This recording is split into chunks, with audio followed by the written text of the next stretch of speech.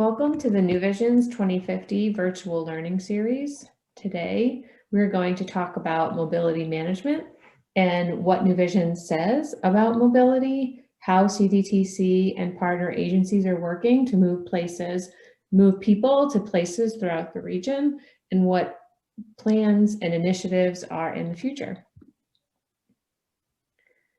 Today, we'll do an introduction, an overview of New Visions. Then we'll go to a presentation from Rima Shamia from Cdtc staff on the past, present, and future of transportation demand management in the capital region and what that means. Next, we'll have a presentation on regional mobility initiatives by CDTA from Lindsay Garney. And then we'll wrap up with some next steps, implementation, and additional resources.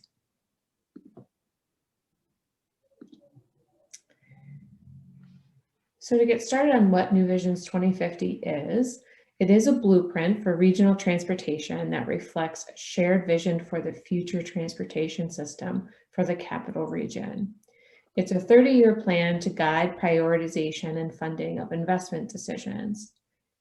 It was developed collaboratively, not just by Cdtc staff, but with transportation providers, local governments, state agencies, the private sector, and the public. The Capital District Transportation Committee is a metropolitan planning organization, or MPO. We are a transportation policymaking and planning organization that allocates federal transportation funding resources for local projects.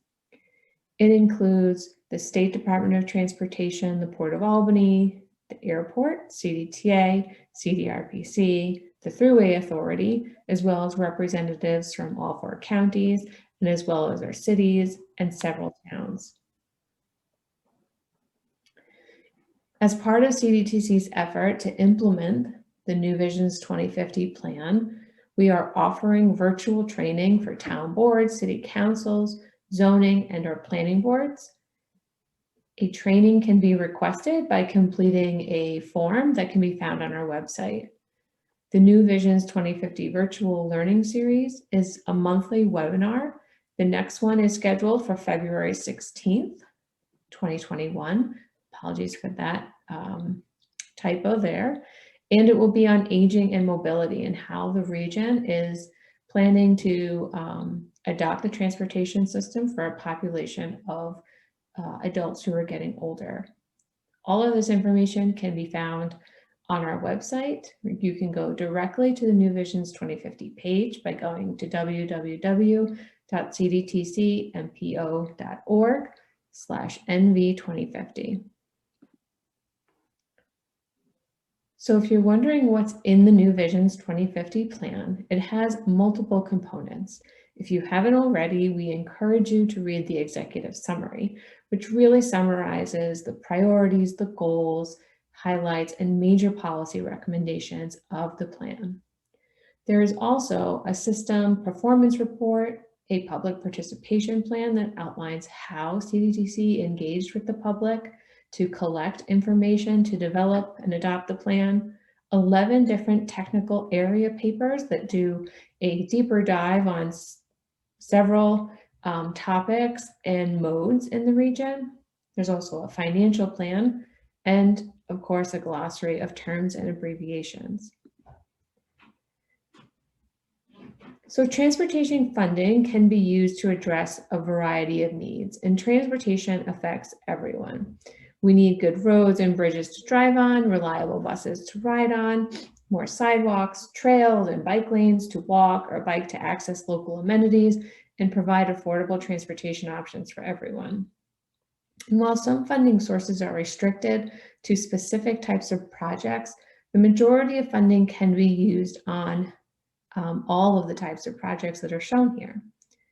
New Visions lays out principles for continuing to develop a multimodal system that acknowledges all the ways the transportation system impacts your daily life. And historically, there's been regional consensus for many of these strategies and principles. The New Visions planning and investment principles are the centerpiece of the New Visions plan. They're directly related to criteria used by CDTC to evaluate proposed projects and prioritize them for federal funding. They were developed and proposed over time by New Visions task forces, and they influence the types of tasks and initiatives CDTC initiates and supports throughout the year, such as developing local road safety plan, capital district trails plan, security planning, and other initiatives that we'll hear about in just a moment. So there are 15 principles, and of course, one that we're really going to focus on today is providing essential mobility for all. So regardless of someone's access to a private vehicle, there are options for getting around. In just a short snapshot of the region to give you an idea of the information and data and trends that we're working with, our region is a unique multinodal area that includes 8 cities and a number of unique towns and villages connected by a series of highways and arterials and economy. The region is situated at the crossroads of 2 major interstates, I-90 and I-87, and 2 rivers, the Mohawk and the Hudson. We have diverse communities from vibrant urban centers to rural agricultural lands and villages, which are all attractive destinations for visitors. We have a number of social, cultural, and recreational opportunities. And it's the home of a state capital, which enjoys a stable economy, bolstered by our large state government workforce and a number of colleges and universities, as well as large medical institutions. And despite these advantages and consistent development, the region has experienced relatively low or slow population growth, and it's not projected to significantly increase. However, the region's population has changing needs. We have an aging population, we have smaller families, and young people in the region are delaying getting their driver's license or driving at all.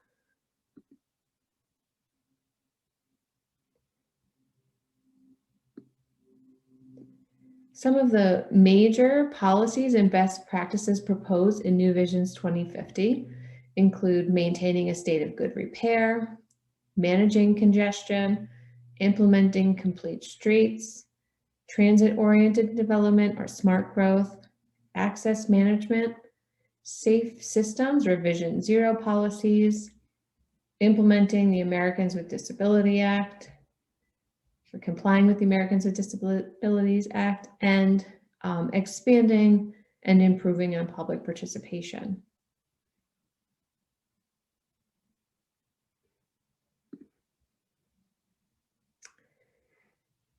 Large regional projects and studies that are products of previous long-range plans, previous New Visions plans include the Bus Rapid Transit System, Albany County Rail Trail, the 787 Hudson River Corridor Study,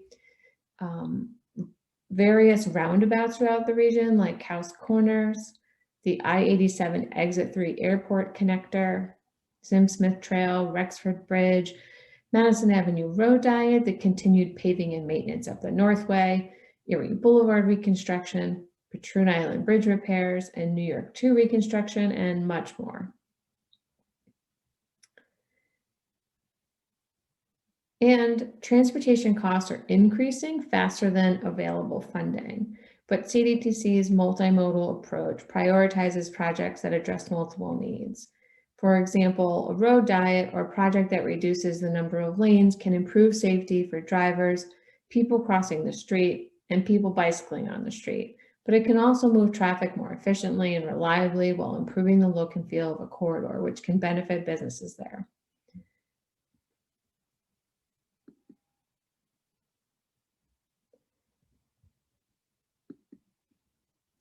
So now I am going to pass this to Rima Shamia from the CDTC staff, who's going to talk about CDTC's TDM initiatives and past accomplishments.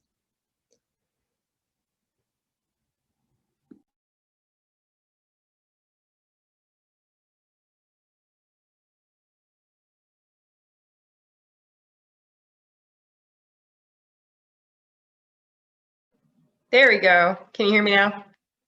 I said, thanks, Jen, and thanks for covering this topic in your webinar series. So as Jen just said, my name is Rima Shamia, and I'm a transportation planner with Cdtc, and I oversee some of the TDM programming in our region. And I'm going to go over the content in the mobility management white paper chapter in our long range plan. So first, a little bit about terminology.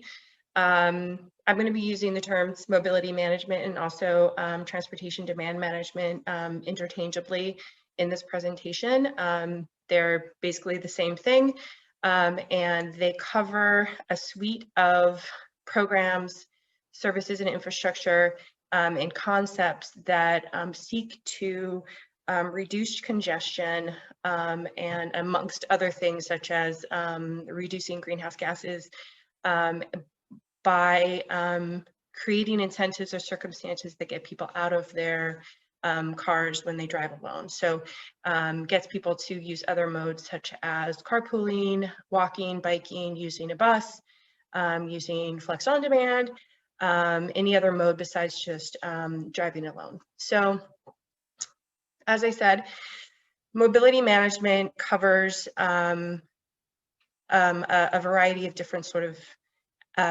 uses a variety of different mechanisms. So one is programs for information and incentives that help people learn about and use all available transportation modes. And part of that is building in a counterbalance to the built-in incentives that exist to drive our cars alone.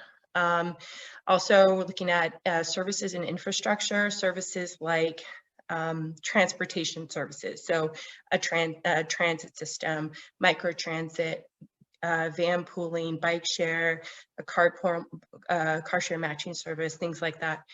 And then infrastructure examples, bike lanes, transit centers, bike storage, sidewalks.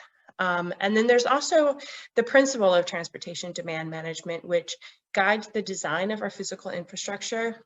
The idea that there's certain design components that can sort of naturally encourage alternatives to driving and improves the balance among all of our travel modes. So in the chapter, we have a principle statement.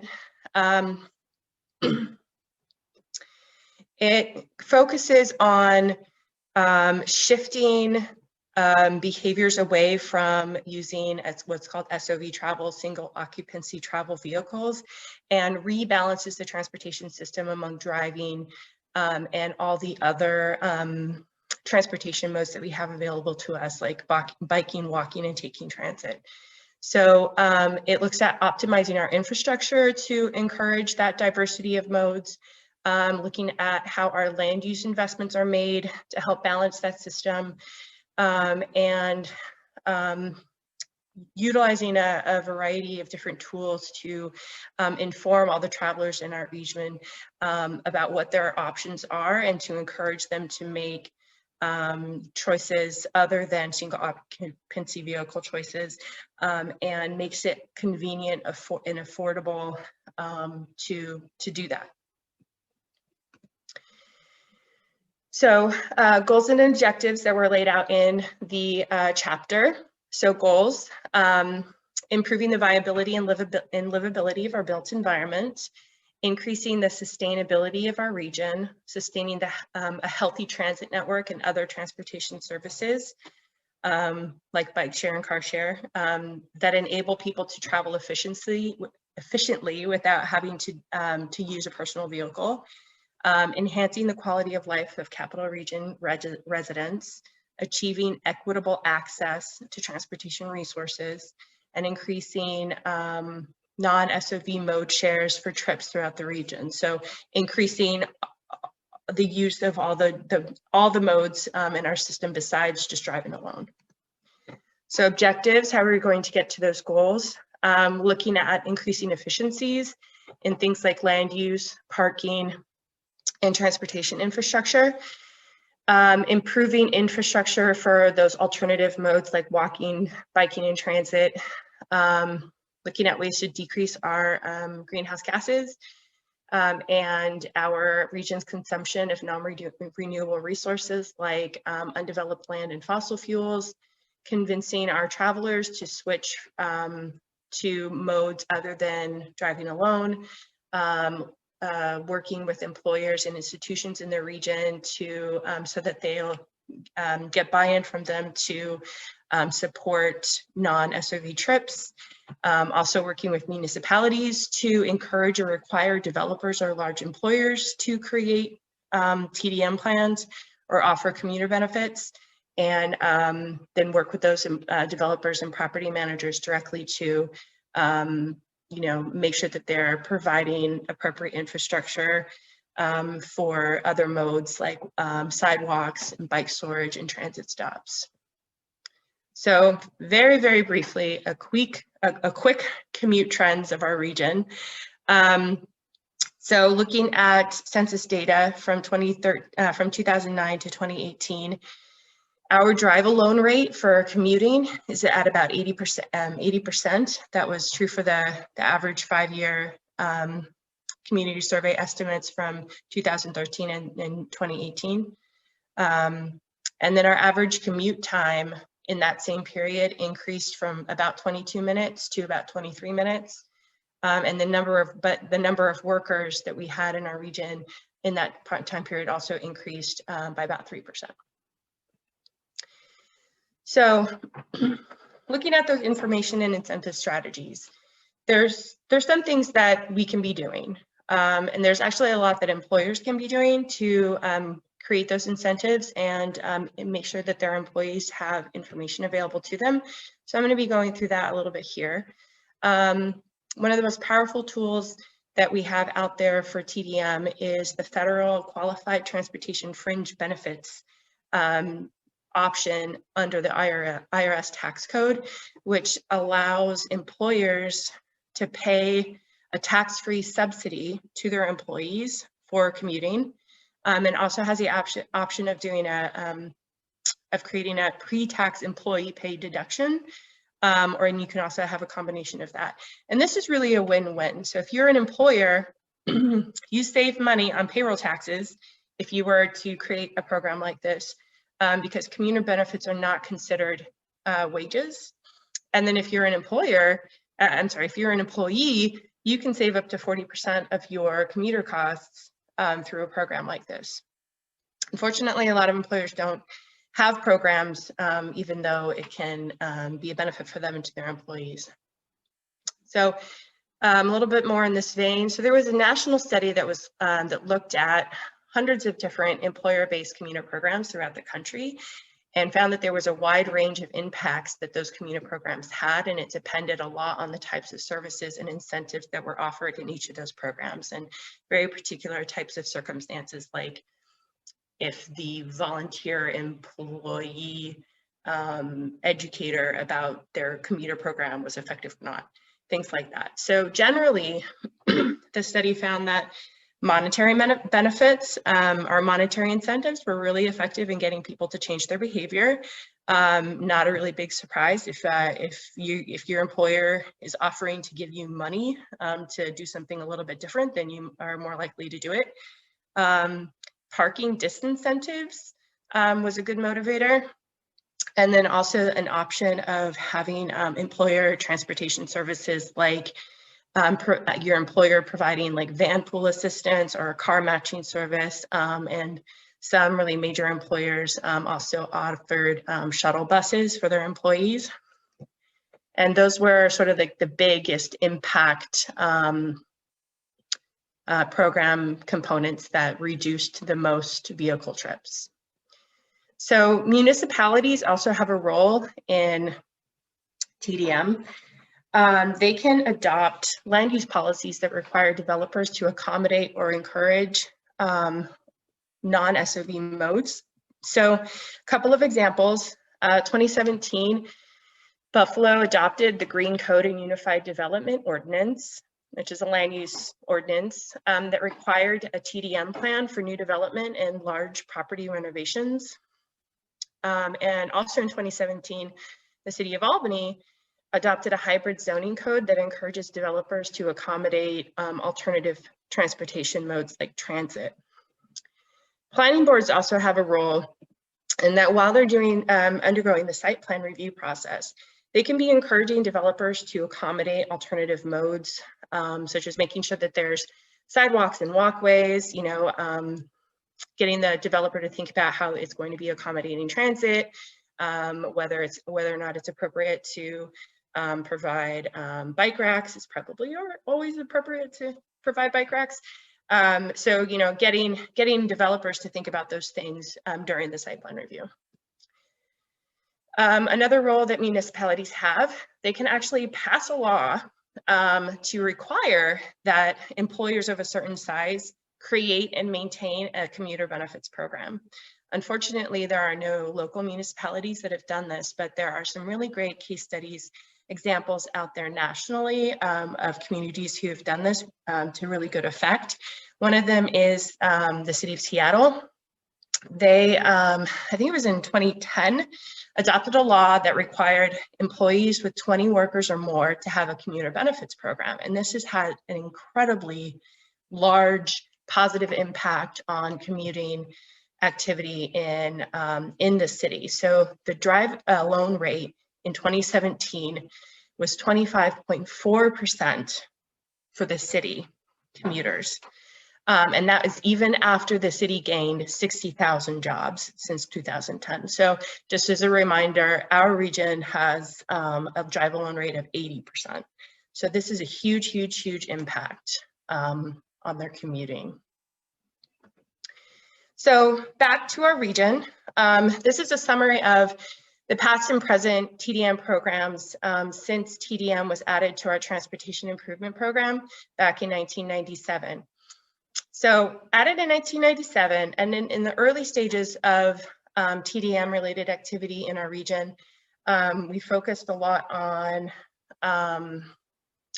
like employer-based incentive programs. We did several pilot programs, some with New York State employees, such as the Department of Environmental Conservation, and also created a incentive program with PEF and CSEA, two of the New York State employee unions, to try to experiment with ways of creating incentives, cash incentives, and then also incentives along with that have to do with parking spaces, like give up your parking space in exchange for a free parking pass, or I'm sorry, a bus pass, or different types of designs and arrangements with different sort of groups of employees and employers. At one point, there was a pilot with the Albany bid. And so in those early days, some experiments, some of them were highly successful and some of them weren't so successful, but it was a good learning experience. And then the program sort of morphed into more sort of service-oriented, focused types programs regionally. There was a Vanpool program that started, the iPool 2, which was a sort of a carpool matching and clearinghouse website, was launched. And so, and also the Red Line BRT was founded and started operating. So more service-oriented programs. More recently, there was the bike share pilot, or it's not a pilot anymore. This is a couple years old now. The CDPHP cycle, and then also the capital car share. So more service-oriented things sort of came into being, and there's also been some incentive programs. The Bike to Work Day Challenge has been going since I think 2013 or 2014, going very strong, and New York State started an annual Green Year Commute Day for state employees, and it's now opened up to the public. So this is sort of a brief overview of local projects. So currently, One of the major existing programs is 501 New York Rideshare. It is a website that's operated by the Department of State, the New York State Department of State, and it has a series of portals that act as sort of a clearinghouse of commuter information for people in the region, and also has a car share matching service. So you can sign up and put in your, destination and origin information and do a search to find people who are looking to expand their car shares and as a new mode. We also have park and ride lots. We have a guaranteed ride home program that just as it sounds, it guarantees a ride home if you are commute by bus or carpool or vanpool or any of those other modes and you run into an emergency. It's a service that guarantees they will give you a ride home for free. And then, as I said before, the bike to work day competition, also a bike to school competition, and green your commute events. The table at the bottom just summarizes the rideshare portal information for the portals in our region. There's employer-based portals, so SUNY Albany has a portal, and as of 2009 had about 300 people. Our region-wide portal has over 3,000, and then there's a couple of New York State government-based portals for their employees. So TDM recommendations. The chapter lays out some short-term actions that cover 1 to 5 years that looks at managing and expanding our existing TDM initiatives and identifying new ones, and then seeks to balance the efforts between programs, services, and education about TDM principles. So there's a lot to unpack in here, and I don't want to go over my time, so I'm just going to go over a few of them. In putting together this chapter, one of the aspects of our TDM programming regionally that I saw could be expanded on was our data collection and our data management. We haven't done, as a region, we haven't done a commuter survey before, so we don't really have a good sense of commuter preferences and commuter behaviors, where sort of those opportunities are for nudging people and creating those incentives and disincentives to help sort of nudge people into different habits that would be, create a more sustainable region, increase quality of life, get people out of their cars and moving, or in carpools or transit. So a commuter survey every 3 to 5 years would help with marketing and with the data, so that we can create and expand stronger TDM programs and services. Looking at creating a framework to help manage our regional TDM strategy. There's a couple of different sort of players that do TDM work in our region. So looking to, strengthen the collaboration and that framework moving forward. Lindsay Garney is going to speak in a couple of minutes, and she, her programs over at CDTA cover some of the aspects that I've mentioned already. So just looking to strengthen those relationships. Increasing engagement with municipalities, employers, and developers, and developing TDM toolkits to educate and inform those groups about how to apply TDM tools effectively. And engaging with residents of low-income neighborhoods and employers of low-income workers to increase equitable access to transportation resources. Historically and typically, TDM programs focus on commuters who drive alone. And if you're looking at the big picture, commuters who drive alone tend to be more affluent than people who who have to use other modes, such as walking, biking, or taking transit. So really, TDM programs typically focus on people who tend to have more resources than not. So just trying to be more deliberate in the future about engaging lower income folks and employers of lower income folks to make sure that the needs of those people are also being addressed. And that is what I have.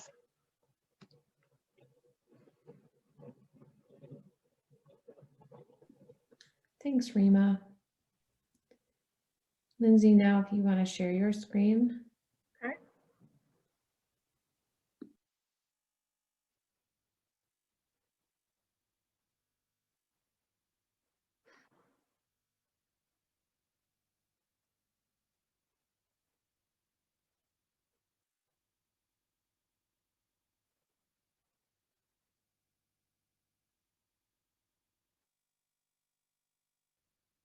All right, can you guys see that?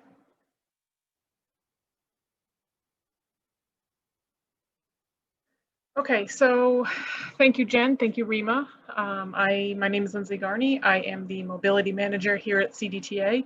And essentially what that means is I handle all of the non-bus transportation options that we do here at CDTA.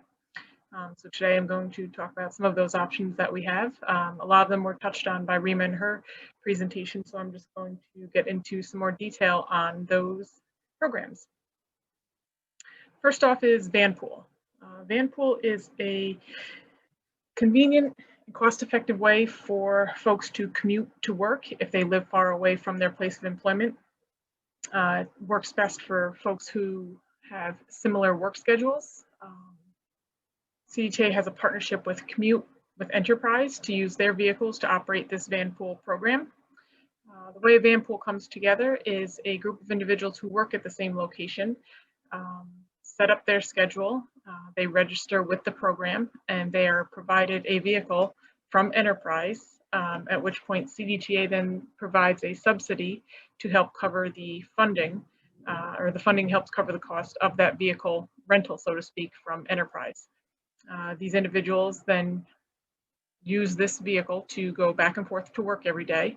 There are designated drivers who are responsible for operating the vehicle to and from work every day.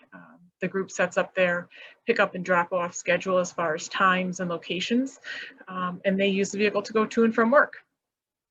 Some participants in the Vanpool program are also eligible for additional federal subsidies to help cover the cost of this rental. We currently run the Vanpool service in Albany, Rensselaer, Saratoga, and Schenectady counties, similar to our fixed route bus service. Here's a couple of pictures of what a CDTA Vanpool vehicle would look like. Most times they are SUVs due to the size of the group that is using them, just to give people some comfort and some room inside of the vehicle. We currently operate 40 Vanpools of various sizes, and right now they're all at the Watervliet Arsenal. That goes back to the piece that I just mentioned, that some participants are eligible for extra federal subsidies. The folks who work at the Arsenal not only get our CDTA subsidy, but they also get a subsidy from the federal government, which ultimately makes their vehicle free for them all to use to go to and from work. So that completely eliminates any need for their own personal vehicle as far as getting to and from work, which is a nice bonus, a nice perk for those folks to get to and from their place of employment at the Arsenal. We're always in conversations and discussions with our partners at Commute with Enterprise to get into different areas and different employment opportunities for folks to register for the Vanpool program. It's not something that's widely known, so we're trying to grow that program some more and kind of get the word out about it, that it is a good alternative to, as Rima was saying, single occupant vehicles.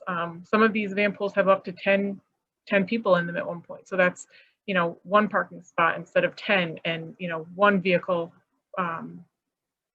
with emissions as opposed to 10. So it's a really great alternative option that a service that we have here at CDTA. Our newest service, Flex, on-demand microtransit. This is a very exciting new service that we launched 1 year ago at this point. We started with a pilot program for microtransit. What is Flex? Flex is public transit's version of a ride-sharing service, similar to an Uber or a Lyft, but it's operated by CDTA. It's our drivers, our operators, They wear a Cdta uniform. They are trained and certified through our Cdta safety and training program. So they, it's our own service. It's an on-demand curb-to-curb service. Customers sign up for an account through the Transloc app. It's as simple as putting your name, phone number, email address to create your account. You can either request your rides through the mobile app or with a phone call to our Cdta customer service line, at which point a dispatcher will help you book the ride to and from where you'd like to go. As I mentioned, it's a curb-to-curb service. It also includes connections to some of our transit hubs with our fixed route service. We partner with Transloc to build the back end and run the software that makes this whole operation go. So the way that it works, as I mentioned, is you download an app. That's the picture on the top right-hand screen. That's what the app looks like for Transloc. And inside of that app, it walks you through, it looks very similar to other ride-sharing service applications in the sense that you insert the address that you want to go to, where you would like to be picked up, and you book your ride.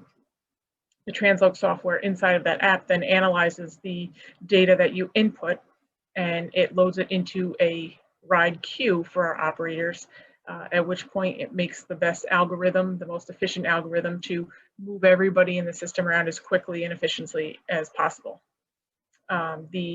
Once the route is calculated and put into the system, it is then sent out or dispatched to one of the operators in one of the flex vans out in the system area, and it pops up on their tablet. They use iPads inside of the vehicles that tell them when they have a ride waiting for them, and then gives them turn-by-turn navigation to the location for pickup, and then turn-by-turn navigation to the location for drop-off of that specific rider. So this map is what our current service area for Flex looks like. It is able to be adjusted, which we have done, throughout the duration of our running of the service so far. It's Guilderland, Colony, and the Latham area right now. The pickups and drop-offs have to be anywhere within the service area, the boundaries. As you can see, the light blue shaded area is the system area for Flex, as well as the blue dots are pin drop locations that don't fall inside of the actual service polygon, but they are serviced by Flex. So if you put that specific address in, it would show up as serviceable by Flex. For instance, in the upper left-hand corner, that grouping of blue dots, that's some of locations in British American Boulevard's Office Park. Up to the right, you have some locations in Latham Farms. Down below in the lower right-hand corner, out to SUNY Albany at Collins Circle is a pin drop location that Flex can go to and from to, as well as the Harriman campus and the Cdta bus stop at Patroon Creek Boulevard. So as I said, we launched this service a year ago. We ran a 9-month pilot of this service, at which point there was no cost to customers. We ran it fare free in order to gauge the interest in this service, see how folks responded to it, if they liked it.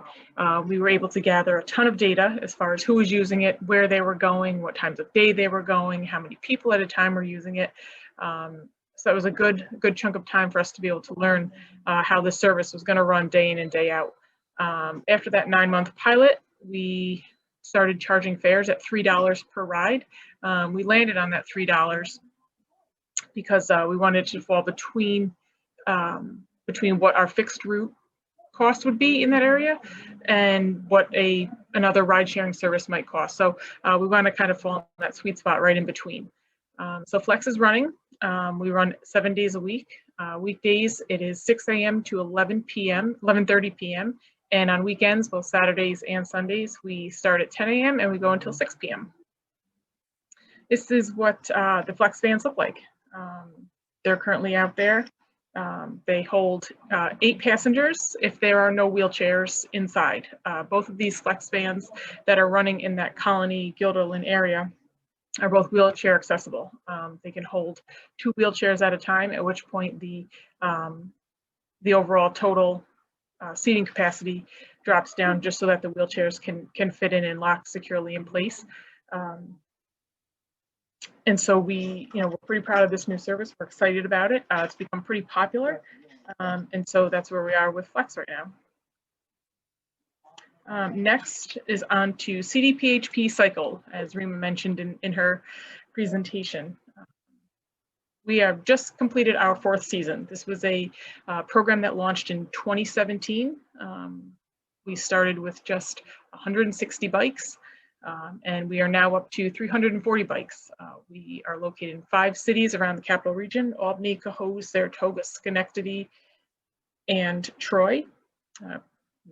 Mistyped that right there. But we have 80 stations throughout those 5 cities. Bike share has become wildly popular in this area, something that people use for commuting to and from work, for running errands, for leisure rides. And this year, especially with the COVID-19 pandemic, we saw a lot of people get back into bike riding. Some people who hadn't ridden in a very long time got back on bikes, whether it be their own or our bike share bicycles. Bike trails got a huge increase in usage, which was great to see.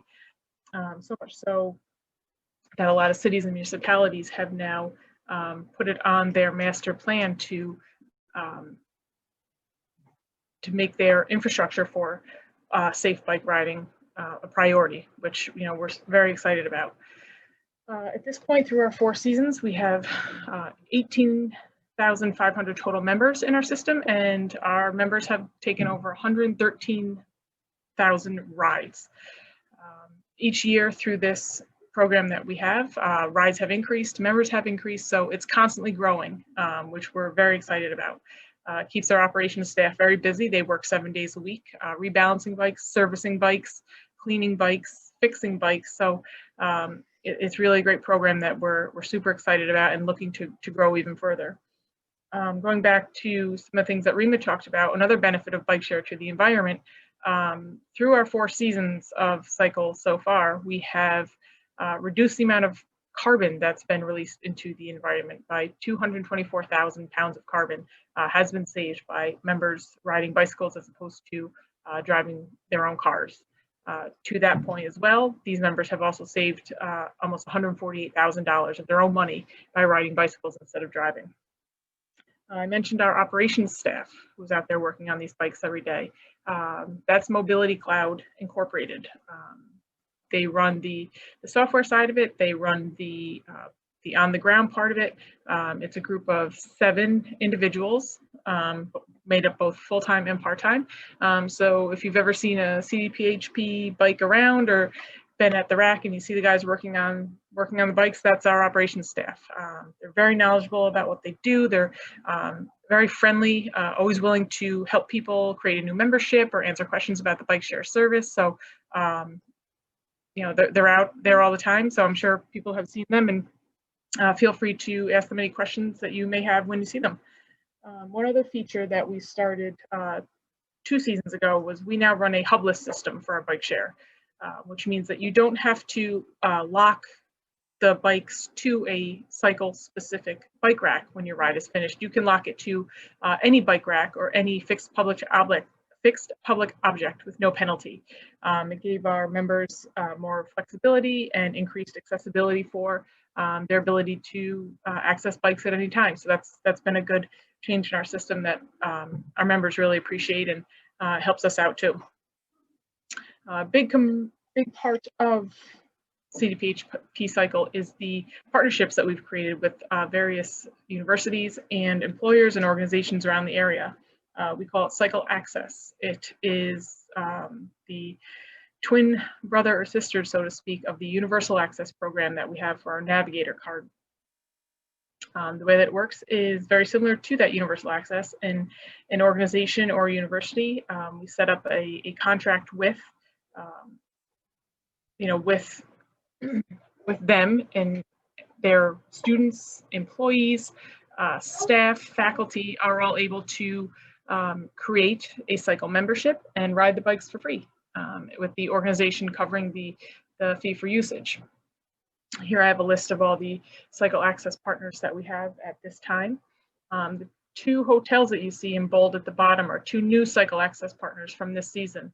We started a small pilot program for hotels to create a membership for cycle, giving their guests an added amenity for staying at the hotel. So they are able to ride the bikes at the expense of the hotel, which these two hotels are located right on the multi-purpose trail out by the Albany airport. So that was a nice bonus for us this year. And they'll be back next year, and we're hoping to expand that hotel pilot program going forward, because we think it's a cool idea. And it gives the hotel something to kind of offer guests to choose them as well. So what is next in the world of micromobility? Couple things, more flex. We are already working with our planning department to expand our flex service, find areas where flex would be a good option for folks to use, areas that we might not feel as though our fixed service is strong enough. We can add flex in there to kind of complement that service. So look for more flex coming in certain areas this year. Also, with the legislation that was passed by New York State, making electric scooters and electric bicycles legal now in New York State, we are looking into that world. We're planning to launch a e-scooter pilot program this spring, picture of what we think our scooters might look like. They would fall in the same areas that we have our bike share program. We need to have conversations with the various municipalities and kind of work out some details with them, but we're hoping that all the areas will allow us to run this pilot program with these electric scooters. We were able to do a demonstration here at Cdtc headquarters about 3 or 4 months ago, in which some partners of ours in the mobility world brought in some e-bikes and some e-scooters that we were able to test out and kind of get a feel for. So give us a little bit more of an understanding of how these transportation modes would work, and areas where we think might be good destinations for them to land once we get them here and hopefully can launch those services. An immediate change is we are adding some new pedal bikes into our cycle system. They're the 4.5, they're the next version of our current pedal bicycles. The picture of them right in the middle of the screen, they look a little bit different than our bikes currently, but obviously they function the same. They're still a 3-speed bike. The difference is that they have a different controller on the back, which gives us better connectivity with the GPS tracking of the bicycles. It also will help us to increase our technology and our software that runs the cycle bike share program, in the sense that when you go to rent a bicycle now, you won't have to punch in an account number and then punch in a PIN code. You would go to the app that's on your smartphone and log into your account, and you'd be given a QR code that you would scan on the back of the bicycle. So, a little bonus in today's climate with the pandemic still going on is that it's a little bit of a safety feature too. So we're excited about that, and we plan to start implementing that this coming season. So that's where CDTA is at this point for micromobility, or as I like to say, non-bus transportation options.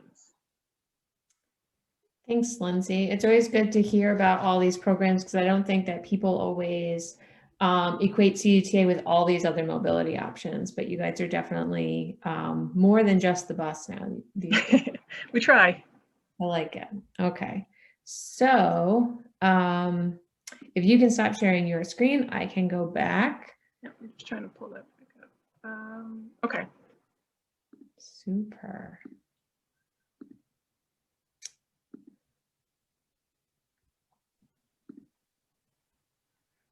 Okay.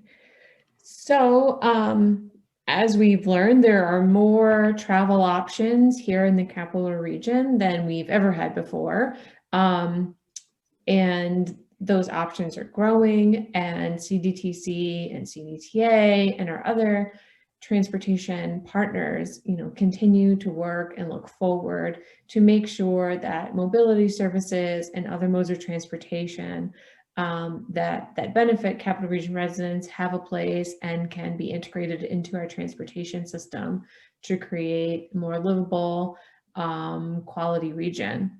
So some upcoming opportunities at CDTC. Right now, we have our Capital Coexist 2.0 mini grants out, and we are accepting project proposals. This is a traffic safety program that awards local governments and first responders and nonprofits with very small grants to do bicycle, pedestrian, and other traffic safety projects in their communities. CDTC anticipates an update to the Transportation Improvement Program. This is the capital plan that's programmed at CDTC, and this is anticipated for 2022. As the new administration comes in, CDC will be monitoring any changes in policy or potential for stimulus, but we don't have any information right now.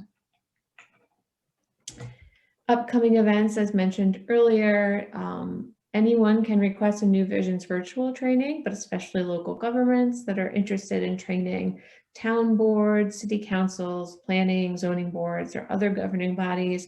We'd be happy to coordinate and schedule a training. And, you know, as of right now, we are still doing things virtual. When it is safe to have things in person, we will let the public know and move in that direction. Also, upcoming virtual learning series webinars, as mentioned earlier, February 16th is the Aging and Mobility webinar, March 16th is a regional safety trends, and April 20th will focus on performance measures. Some resources for people who are interested in learning more about New Visions and more about transportation demand management and mobility services in the region. The CDTC website can help you find most of this information, but New Visions 2050 page, there's also maps and data available on the CDTC website, and other data and mapping applications on the DOT website. Of course, a link to CDPHP cycle, and the New York State Association of MPOs has a toolkit on shared mobility. For questions or comments, they can be emailed to newvisions@cdtcmpo.org. The CDTC office is currently closed, but we can get text messages or even a voicemail at a virtual voicemail box at 518-618-2498. And of course, you can find us on social media. So thank you for tuning in, and we hope you learned a little bit, something new about our transportation system, and we hope to see you again soon.